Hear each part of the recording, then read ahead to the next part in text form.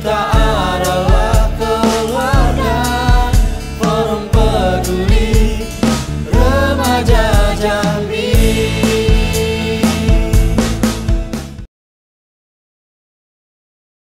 Assalamualaikum warahmatullahi wabarakatuh. Waalaikumsalam warahmatullahi wabarakatuh. Salam untuk Sobat FPRJ, para anggota, para penonton YouTube-nya FPRJ TV. Jumpa lagi bersama kami di FPRJ TV dalam sebuah konten bincang-bincang ringan itu. Bincang-bincang ringan yang kali ini kita akan membahas sebuah film, ya istilahnya mereview sebuah film yang sangat bagus menurut kami gitu kan. Ya mungkin akan menjadi sebuah wawasan bagi kita sebagai seorang penonton dari film ini gitu, dari film yang sangat fenomenal, yang sangat epic, dibuat oleh sutradara dan yang lainnya gitu. Baik, teman-teman sekalian, kita akan membahas sebuah film yang berjudul Alif Lam Mim. Alif Lam Mim, yang pada kesempatan kali ini kita sudah hadir ditemani oleh para teman kita, ada Bima dengan Ihsan gitu kan. Apa kabar nih semuanya? Sehat ya? Semuanya di Jambi malam ya. Puasa di Jambi, Lebaran di Jambi. Ke Jambi kapan? Ihsan kapan ke Jambi? April dari Jambi. Maret. Sebelum puasa. Sebelum puasa gitu. Kalau Bima? 2 pekan sebelum Ramadan. 2 pekan sebelum Ramadan. Ya, jadi Ihsan dengan Bima ini adalah alumni SMA 14, SMA 5 gitu kan, yang dulu pernah mengikut sangat aktif mengikuti kegiatan FPRJ mulai dari kelas berapa? Kelas 1 Ihsan. Kelas 1 ya. Kelas 1. Terus kalian tamat tahun berapa? 2019 ya. Mereka ini juga adalah pengurus Forskaji Forum Rohis Sekolah Kota Jambi, yang merupakan binaan ataupun organisasi bentukan dari FPRJ. Kita akan ditemani oleh mereka berdua, akan mereview sedikit tentang film Alif Lam Mim. Film Alif Lam Mim ini adalah film yang dirilis bulan Oktober 2015. Jadi sekitar 4,5 tahun yang lalu, yang diproduseri oleh Ari Untung dan sutradaranya itu adalah Anjum Barang. Itu ya. Film ini menceritakan tentang 3 orang sahabat, Alif namanya, Lam, terus kemudian Mim. Mereka berdua ini sangat dekat, sahabat karib lah. Karena memang dari SD, SMP, SMA mereka di pondok gitu kan, sama-sama di pondok, terus kemudian akhirnya diceritakan melanjutkan dengan profesi yang beda-beda gitu kan. Si Alif itu adalah seorang polisi gitu kan. Dia memiliki latar belakang keluarga yang terbunuh kedua orang tuanya, sehingga dia termotivasi untuk menjadi seorang polisi guna untuk menjadi pengaman negara. Itu harapan si Alif. Ada Lam itu adalah orangnya jenius, smart gitu kan, pintar, meskipun dia seorang anak pondok ya kan, tapi dia pengen mengetahui banyak hal tentang modernisasi Indonesia pada waktu itu. Terus Mim adalah dia memilih untuk tetap berada di pondok pesantren, melanjutkan untuk mengelola pesantren dan membantu kiainya, membantu para gurunya untuk mengelola pesantrennya gitu kan. Film ini merupakan film futuristik yang menceritakan tentang kondisi Indonesia, Jakarta khususnya di tahun 2036. Kalau kita lihat di film itu digambarkan bahwa negara Indonesia pada tahun 2036 itu sudah menganut paham liberal, paham tentang kebebasan, liberal. Ya, liberalisme sudah menjadi mungkin sistem pemerintahan di Indonesia pada waktu itu yang akan datang nantinya gitu kan. Tapi digambarkan memang Indonesia sudah liberal di waktu itu di tahun 2036. Ada. Kalau kita lihat kan HP-nya gitu kan, HP-nya itu bening-bening gitu kan. Sudah canggih, bening-bening, terus ya teknologinya digambarkan emang sepertinya teknologi yang akan ada 20 tahun ke depan, seperti itu mungkin gitu ya. Perlu diketahui film Alif Lam Mim ini sempat dicekal, bahkan tidak boleh ditayangkan di bioskop gitu kan. Ini menjadi sebuah pertanyaan gitu kan. Kenapa gitu kan? Sedangkan film-film yang lain kan boleh gitu kan. Ternyata film Alif Lam Mim ini dicekal dan tidak boleh tampil di tayang di bioskop. Ini mungkin ya menjadi pembahasan kita nantinya gitu. Nantinya yang akan mengetahui ternyata ini penyebabnya kenapa film ini tidak boleh tayang. Kalau Ihsan ya. Bismillahirrahmanirrahim. Untuk film ini saya nilai dulu Bang. Jadi Alif Lam Mim ini dia itu skenario yang dibuat oleh produsernya Arie Untung. Produser Arie Untung ini Om Arie Untung. Ini sangat benar-benar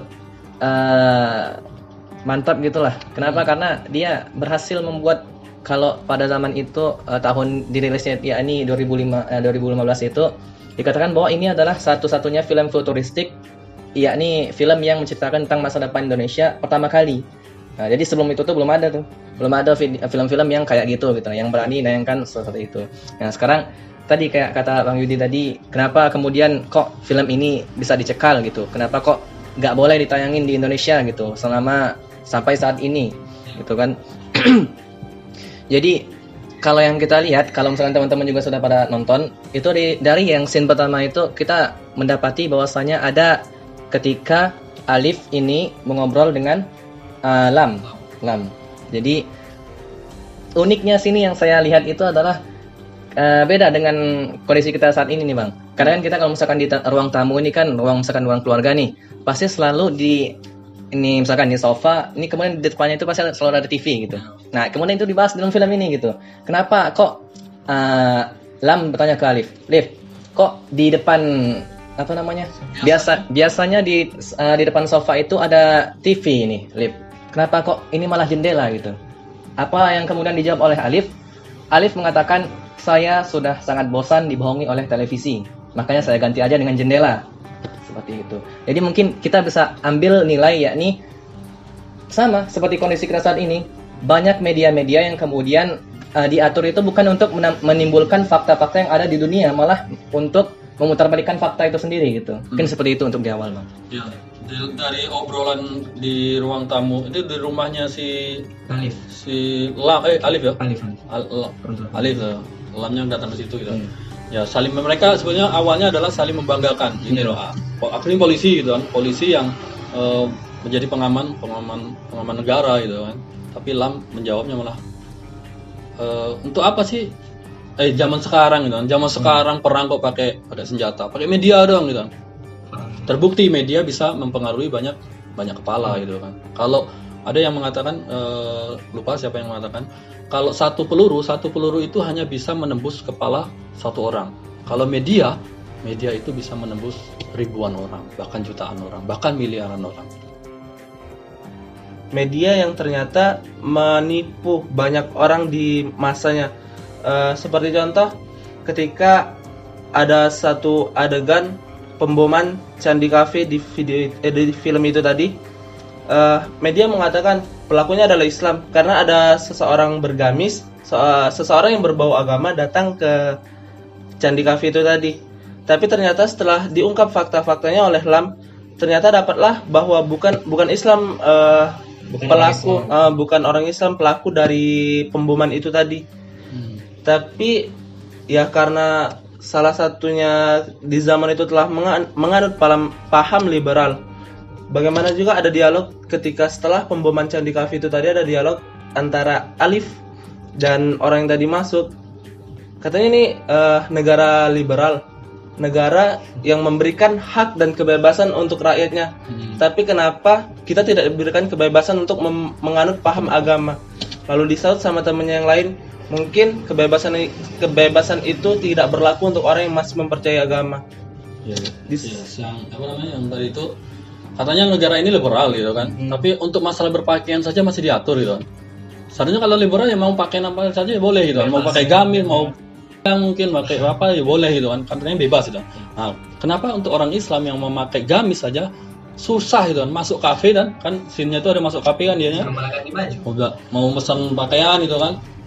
Pelayannya maaf kami tidak menerima yang berbau agama gitu kan. Silakan kalau mau pesan ya ganti baju dulu gitu kan. Atau kalau nggak mau ganti baju ya silakan pesan di tempat lain. Inilah diskriminasi terhadap Islam gitu. Jadi tadi mungkin tadi di awal teman-teman udah nonton trailernya tadi. Jadi Alif Lam ini yakni 3 orang yang belajar di satu pondok yang sama. Kemudian mereka lulus, mereka masing-masing mencari cita-citanya masing-masing. Alif kemudian ke polisi, Lam ke wartawan ya, terus Mim kemudian tetap di pondok Bang ya. Tetap jadi santri lah di situ gitu. Ngabdi kan. Nah, kemudian Alif dan Lam ini kan mereka bekerja untuk pemerintah yang notabene itu adalah pemerintah saat itu sudah liberal. Bahkan di scene itu Bang ada tuh ditimbulkan bahwasanya kantornya si Lam ini itu bahkan namanya dijadikan Liberanisia. Apa sih? Iya, Liberanisia. Itulah. Teman-teman mungkin sudah nonton nanti ya. Liberanisia. Jadi kelihatan liberalnya gitu. Jadi mereka di sini sangat kasihan gitu. Kita kalau misalkan kita bisa berpikir kasihan melihat Alif dan Lam ini. Mereka yang notabene dari pondok pesantren telah mempelajari apa itu kebenaran dari Islam, malah kemudian didoktrin oleh pemerintah pemikiran yang salah tentang Islam gitu. Kenapa? Karena ada scene-nya itu. Ya, waktu kalau Alif kan sebagai polisi gitu kan. Dia masih coba untuk memegang idealismenya gitu kan. Idealismenya, tapi ya mau nggak mau dia sudah masuk ke ranahnya polisi gitu kan, pemerintahan. Mau nggak mau dia harus ngikut gitu kan. Ada satu scene ya, scene-nya yang waktu dia bicara dengan temennya yang pengen akan menyerbu pondok pesantrennya gitu kan. Singkat cerita kan ada perintah polisi harus menyergap pondok pesantren, karena emang di film ini disebutkan pondok pesantrennya si Alif Lam Mim ini, gurunya yang dulu dia pernah itu ya sebagai sebuah akar dari terorisme. Nah, ada scene-nya ketika si Alif berbincang dengan si temannya, apa itunya yang dikatakan temannya kepada Alif tadi. Dia katakan itu kalau misalkan mati satu tutup 1000 gitu. Jadi kita nih harus menghancurkan semuanya secara total gitu. Secara karakternya. Terus itulah yang mendasari penyerbuan polisi itu ke pondok pesantrennya. Jadi nggak mau banget tuh Bang kalau misalkan ada lagi pondok pesantren gitu, karena itu emang udah terakhir. Si Lam juga memiliki sebuah idealisme sebagai seorang wartawan. Kan dia waktu itu kan ada di kafe itu yang waktu dibom tadi. Nah, ternyata Lam ini punya data gitu kan, fakta yang sesungguhnya. Terus dia laporan kepada pimpinannya ya, gitu ya. Lam tuh nggak ada di situ Bang, tapi dia menyelidiki. Oh, menyelidiki. Nggak ada di tempat waktu itu. Alif yang ada di tempat. Oh, Dia ada ketika setelah kejadian. Ya. Oh iya, setelah kejadian terus kemudian jiwa jurnalisnya Lam itu muncul kan, maka dia sebagai detektif mencari data dan dia dapatkan sebuah fakta. Terus kemudian dia dapat fakta, sudah nulis itu kan, tapi masih draft ya. Sudah nulis terus kemudian dilaporkan kepada pimpinannya. Apa yang dikatakan pimpinannya itu? Jadi kalau nggak salah itu, ini kalau misalkan teman-teman udah nonton, coba dikoreksi lagi ya. Kalau nggak salah, pimpinannya si Lam ini mengatakan bahwasanya itu kan baru draft kamu. Ini loh, dia dilihat ini laptopnya tuh, datanya dari aparat. Aparat tuh mengatakan bahwasanya apa ya tuh? Itu adalah Islam yang datang tadi. Iya. Datanya data media, beritanya sudah muncul nih, sudah muncul di online, gitu kan. Tapi kalau yang punya si Lam tadi baru draft. Lam itu datanya fakta gitu kan, emang sebenarnya. Tapi yang di online itu datanya dari aparat. Yang harus kita percaya siapa ya kan? Seharusnya kan kata pimpinan juga, yang harus kita percaya itu adalah datanya dari aparat. Itu kan datanya dari kamu, gitu kan. Itu. Ini idealisme si Lam ini terganggu gitu kan. Maksud aku harus memberitakan sesuatu kebohongan, bahkan malah media ini memang gimana ke depan, bahkan dimulai hari ini itu mereka itu pengen menyudutkan Islam gitu. Salah satu alatnya adalah ya tadi media gitu. Alatnya adalah media. Kalau bukan Islam yang membunuh, ya gimana supaya terbuat ya, gimana seolah-olah emang Islam itu yang menjadikan aksi terorisme itu akarnya teroris gitu. Iya, gitu. Jadi buat-buatlah gimana gitu kan, gitu. Mungkin udah sedikit tambahan dari yang tadi, bahwasanya tadi kan kita berbicara tentang liberal, dan di awal part itu juga di awal film itu dikatakan bahwa siapapun tidak boleh memakai senjata api karena ini bertentangan dengan hak asasi manusia. ada satu yang menjadi tanda tanya di sini. Ketika aparatur negara tidak boleh menggunakan senjata api karena ini bertentangan dengan HAM, merusak hak asasi manusia. Padahal kita sama-sama tahu bahwa hak beragama, hak memeluk agama merupakan salah satu bagian dari hak asasi manusia. Tapi kenapa di situ orang-orang yang memeluk agama gitu, memeluk agama Islam, kenapa dikucilkan? Mungkin ini sebuah opini saya bahwa sebenarnya HAM itu hanyalah topeng, hanya sebagai apa ya? Ibaratnya hanya sebagai pembenaran kepada mereka bahwa sebenarnya mereka menolak agama. Iya, betul. Karena HAM ini juga ya berstandar ganda dianya. Ada yang mengatakan ini tapi di sisi lain tidak bisa diberlakukan gitu. Sama kayak liberal tadi kan. Liberal itu sebenarnya standar ganda. Di satu sisi memahami sebuah kebebasan, bebas dong pakai baju mini misalnya. Tapi di sisi lain orang Islam yang mau pakai baju gamis, yang mau pakai cadar itu, tapi dicekal, diopinikan buruk gitu kan. Itulah terkadang standar gandanya seperti itu. Liberalnya di mana gitu kan, kebebasannya di mana gitu kan. Bahkan untuk berpakaian saja masih diatur gitu kan. Oke, itu poin yang mungkin ini penting untuk kita bahas, teman-teman. Jadi bahkan sampai saat ini pun banyak juga yang mengatakan bahwa Islam itu adalah negara makar gitu. Saya katakan ini adalah suatu kebohongan besar. Kenapa? Karena di dalam film ini pun juga dibahas gitu. Dari kiainya, pesantren apa namanya? Al-Ikhlas ya. Ya, coba dikoreksi lagi ya nanti ya. Pesantren Al-Ikhlas itu kiainya mengatakan kami ini bukan negara kami ini bukanlah kelompok yang apa ya, makar gitulah gitu istilahnya gitu, menentang pemerintah. Bahkan saat Alif yang udah jadi polisi ini Bang, waktu mau nangkap kiainya ini tadi, kenapa dia mau nangkap kiainya itu? Karena ya itu tadi, pesantrennya itu satu-satunya pesantren yang ada di Indonesia waktu itu pada tahun ini ya, di film ini diceritakan itu. Kan pesantren itu kan dikatakan sebagai gudangnya teroris gitu kan, makanya itu mau ditangkap kiainya itu gitu. Cuman kiainya bilang, "Emang ada suratnya resmi?"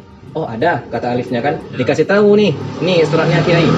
Ya udah, karena nih suratnya kiai, karena udah ada suratnya, kiainya pun oke, baik, saya akan datangi kantor, saya siap disidang. Gitu. Langsung di Borgor. Borgor. meme-nya satu Iya, dan jangan cegah. kiai. Gitu. Nah, terus dijelaskan oleh Kiai. kiai kita nih ya, Harus menaati harus perintah taat, harus taat dari kepada pemerintah. atasan. Ketika pemerintah mengatakan kita harus tangkap ya tangkap. Ini menunjukkan bahwa sesungguhnya Islam itu tidak akan bertentangan dengan negara gitu kan. Islam itu akan tetap taat ya, tetap taat kepada sebuah negara. Yang tidak ya, yang salah itu adalah ketika Islam itu difitnah tadi gitu kan, difitnah. Ya contoh kecilnya tadi lah gitu kan. Ketika dianya emang ada surat penangkapan, silakan ditangkap gitu kan. Nanti untuk penjelasannya ya nanti di persidangan ataupun untuk membuktikannya gitu kan. Itu contoh yang ditunjukkan dalam film ini, contoh sikap Islam terhadap negara. Bahwa Islam itu bukan makar. Pondok pesantren itu bukan makar, dia tetap akan taat kepada negara. Oke, itu. Terus tambahan lagi, Yo. Tambahan lagi, saya senang melihat satu scene di mana ada di Alif Lam Mim ini menceritakan bahwasanya banyak perbedaan mazhab di sana. Kan seperti yang kita ketahui kan sampai saat ini kan banyak perbedaan itu, tapi kemudian berkumpul dalam satu titik di situ tanpa adanya sama sekali mengatakan salah yang paling benar gitu. Seperti itu. Banyak, pokoknya indah gitulah. Jadi selain ada politik, dikemas juga dengan nilai-nilai Islaminya, dikemas juga dengan fakta-fakta tentang Indonesia di masa depan. Jadi ini recommended. Itu sih dari saya. Mungkin di sini saya ingin menjelaskan lebih rinci lagi atau melanjutkan apa yang terjadi setelah tadi kayaknya dibawa sama pihak aparat. Ini lebih menguatkan bahwasanya Islam itu bukan agama makar. Seperti kita lihat setelah kayaknya dibawa ke tempat konferensi di pengadilan, ketika itu kan dia ditanya sama wartawan. Dia ditanya apa motif Kiai melakukan pengeboman di Candi Cafe itu tadi. Dia mengatakan, "Saya tidak melakukan loh, saya masih tersangka bukan terdakwa." Terus tiba-tiba setelah itu ada seseorang yang masuk terus mengebom kafe itu tadi. Tapi satu yang harus kita catat di sini bahwa itu bukan orang Islam, itu hanya orang-orang yang telah terdoktrin atau orang-orang yang sudah tercuci otaknya. Otaknya telah tercuci, akhirnya dia melakukan pengeboman. Tapi itu jauh dari nilai Islam yang sebenarnya. Dan ketika itu telah terjadi, ini kan udah keadaan genting ya, udah curfew, tempat itu tadi udah mungkin bisa saja tiba-tiba hancur untuk akhirnya Mim mengajak kepada kiainya, Kiai, ayo kita pergi dari sini. Terus dikatakan sama kiainya, saya tidak akan pernah keluar, saya tidak akan pernah melepaskan diri dengan cara-cara di luar hukum. Karena Islam nggak bakal sama sekali untuk melanggar hukum yang ada dari pemimpin kita. Oke, salah satu contoh yang mengopinikan bahwa Islam itu teroris adalah ketika dia pengen meledakkan konferensi tadi, teriakannya apa? Allahu Akbar. Itu adalah sebuah opini yang akan dijadikan oleh media, ya, media bahwa emang yang teroris ini Islam gitu kan. Selalu dengan teriakan takbir gitu. Mungkin itu sudah arahan oleh yang nyuruh dia gitu kan. Pokoknya sebelum mencet bomnya itu takbir dulu. Sehingga emang di media gampang nih gorengnya gitu kan. Oh, teriakannya takbir gitu kan. Ya sama seperti kemarin aksi-aksi terorisme sebelum-sebelumnya yang lagi marak tuh tahun berapa lah gitu kan. Pokoknya kan pasti ada teriakan takbir. Itu kan opini yang emang sengaja dibuat supaya emang ya mereka itu emang Islam gitu kan. Gitu. Terus kemudian tadi yang selanjutnya ketika sudah bom gitu kan, sudah gawat, sudah itu yang Bima ceritakan tadi kan. Mim ngajak pergi gitu kan. Tapi ditegaskan kembali oleh kiainya bahwa sesungguhnya kita malah aku pengen bebas dengan cara yang baik lah gitu. Kalau sekarang ini kan kabur gitu. Kita ini kabur kalau dalam waktu itu dia mau pergi sama Mim, kita kabur dari maksudnya yang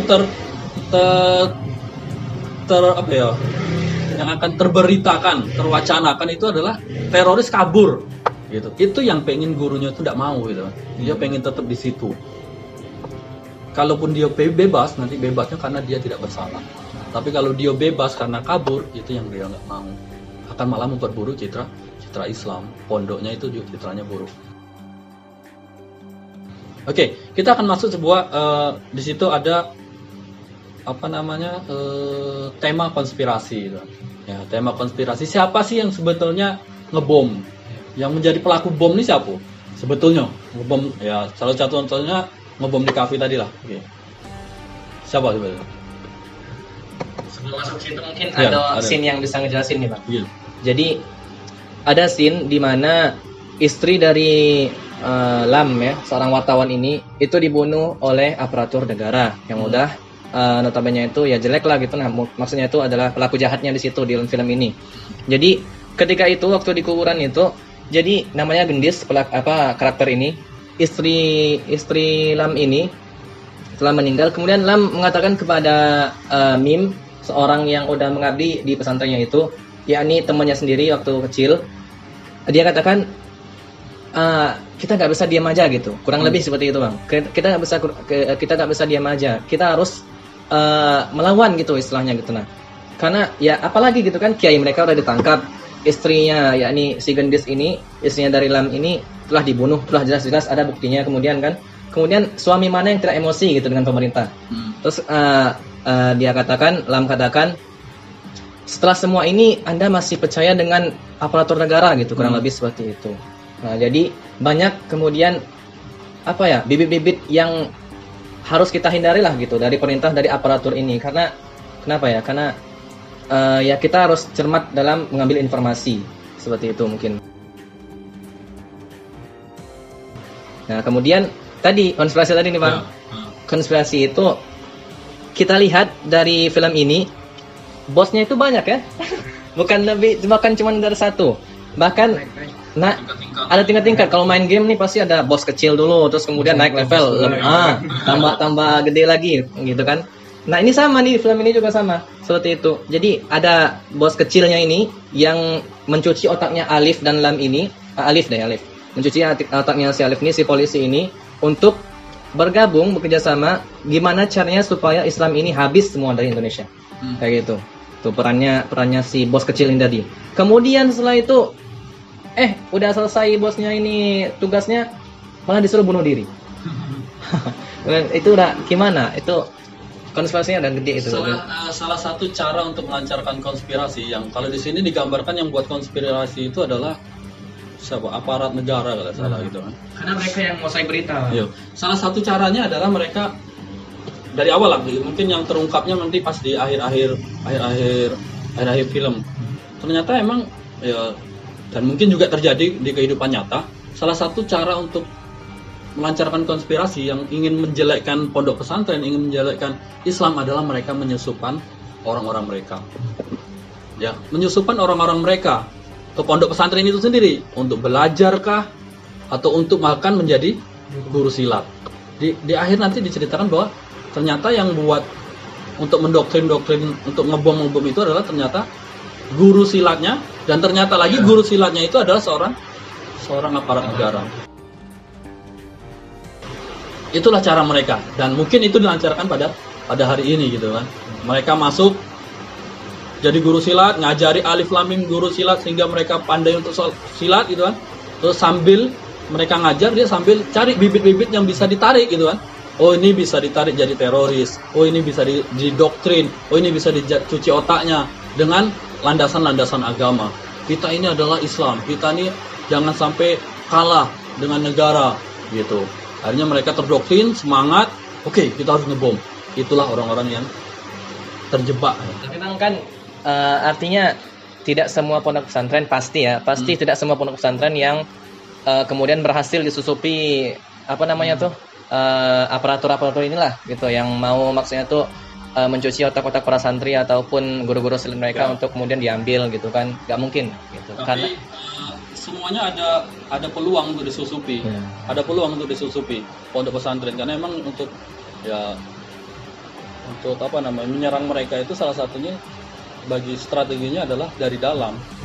Kan strategi perang itu mungkin ada yang dari luar frontal gitu kan, ada juga salah satu sisinya mereka masuk ke dalam gitu. Semua punya peluang untuk disusupi gitu. Berhasil atau tidaknya ya tergantung pondok pesantrennya gitu kan. Oke, itu ya. Jadi emang konspirasi itu ada gitu kan, apalagi untuk membuat citra Islam itu hancur, membuat citra Islam itu negatif, membuat citra Islam itu terpojokkan gitu kan, sehingga memang Islam itu gagal untuk tumbuh gitu kan, bahkan di negara liberal gitu kan. Kenapa? Kalau Islam itu tumbuh, liberalisme itu terganggu gitu kan. Kebebasan mereka itu terganggu, untuk kepentingan mereka itu terganggu karena Islam itu nggak seperti itu gitu. Oke, itu ya yang nanti filmnya itu akhirnya tadi mengungkap ternyata di atas konspirator ada konspirator selanjutnya, dan di atasnya lagi ada konspirator selanjutnya. Dia sudah merasa bangga bahwa dialah yang menyeting gitu kan, tapi ternyata dia pun sudah termasuk settingan. Ternyata dia juga termasuk settingan dari atasnya. Itu film ini mencoba untuk memberikan sebuah wawasan kepada kita, khususnya anak-anak muda lah, anak-anak muslim muda gitu kan. Ya, mungkin juga ya film ini sedikit menyudutkan pemerintah gitu kan. Sedikit menyudutkan pemerintah atau banyak lah menyudutkan pemerintah, ya mungkin ini juga menjadi alasan kenapa film ini dicekal. Film ini tidak boleh tayang untuk di bioskop gitu. Tapi di YouTube masih bisa di-download gitu. Terakhir Bang, Ya, karena kan kita kan lagi ngebahas film nih, kita lagi ngebahas film, artinya nih sedikit kasih spoiler mungkin bagi yang belum nonton. Jadi yang terakhir itu Alif, Lam, dan Mim ini mereka ini akhirnya bersahabatan kembali, kemudian bersepakat untuk ayolah kita tegakkan yang benar gitu, yang hak gitu kan. Jadi di akhirnya mereka kembali bersahabatan, kemudian terungkaplah ternyata kayak kata Bang Yudi tadi, ada di atas konspirator itu ada lagi yang baru lagi gitu. Tapi walaupun seperti itu, walaupun film ini di ujungnya itu masih menggantung, tapi pesannya sih sukses sih ya Bang ya. Pesan yang mau disampaikan ke penonton itu sudah sampai, sudah sukses. Gitu sih. Mungkin kalau dari saya, cuman ini untuk teman-teman yang mungkin belum sempat menonton filmnya, ya coba untuk nambah wawasan kita gitu kan, tentang apa sih yang pandangan ini kan, kita berhak untuk berpendapat, kita berhak untuk beropini. Lihat bagaimana pendapat dari sutradara dari film ini tadi, bagaimana pandangan untuk negara kita ke depannya, dan biar bisa membuka wawasan kita bahwa jangan mudah terpengaruh sama media gitu, jangan mudah terpengaruh sama apapun yang berbau merusak citra orang lain gitu. Jadi untuk teman-teman yang belum nonton, ayolah nonton dulu. Gitu mungkin. Sekali lagi ini hanya pendapat kami. Bagaimana dengan Anda? Nah, gitu. Oke, baik teman-teman sekalian, mungkin itu sedikit atau banyak poin-poin yang bisa kita ambil dari film ini. Tentunya adalah teman-teman sekalian tentang itu media, tentang itu sebuah idealisme, tentang itu sebuah konspirasi. Teman-teman harus emang benar-benar ya, jangan bersikap acuh lah gitu kan, terhadap kondisi itu gitu. Karena emang kita berada di dalamnya. Tentang media gitu, jangan sampai kita termakan oleh media gitu. Kalau sekarang nih kan apa ya, banyak berita-berita hoax gitu kan. Apalagi emang WA kah, Telegram kah, Facebook kah, Instagram kah. Kadang-kadang orang itu buat berita apa sajalah, yang penting yang lagi tenar apa gitu kan. Entah itu hoax, nah ada hoaxnya di situ gitu kan. Terus kemudian kita harus pandai-pandai untuk mencernanya, ini betul atau enggak gitu kan. Kadang-kadang di kita, apalagi mungkin anak-anak ABG atau anak-anak yang lagi senang-senangnya belajar gitu kan, kadang-kadang share aja cepat gitu kan, padahal belum dibaca nih gitu kan. Itu salah itu, Bang. Belum dibaca tapi langsung share bela dulu gitu kan, padahal Iya. dalam beritanya itu hoax gitu kan, Belum pasti benar kan. belum pasti benar gitu. Jadi ya diteliti dulu baru disebarkan. Kadang-kadang kan kita pengen kita lah yang pertama nge-share video di satu grup misalnya kan, supaya kita seolah-olah menjadi informan yang luar biasa gitu. Tapi ternyata beritanya hoax. Jangan sampai seperti itu gitu. Sedikit saja berita hoax ya kita termasuk berperan dalam menyebarkan berita palsu, berita jelek gitu. Kan ya seperti itulah gitu. Oke, kita tutup aja. Terima kasih teman-teman. Terima kasih Ihsan dan Bima yang sudah hadir di Sekre FPRC, di YouTube-nya FPRC TV. Assalamualaikum warahmatullahi wabarakatuh. Kita adalah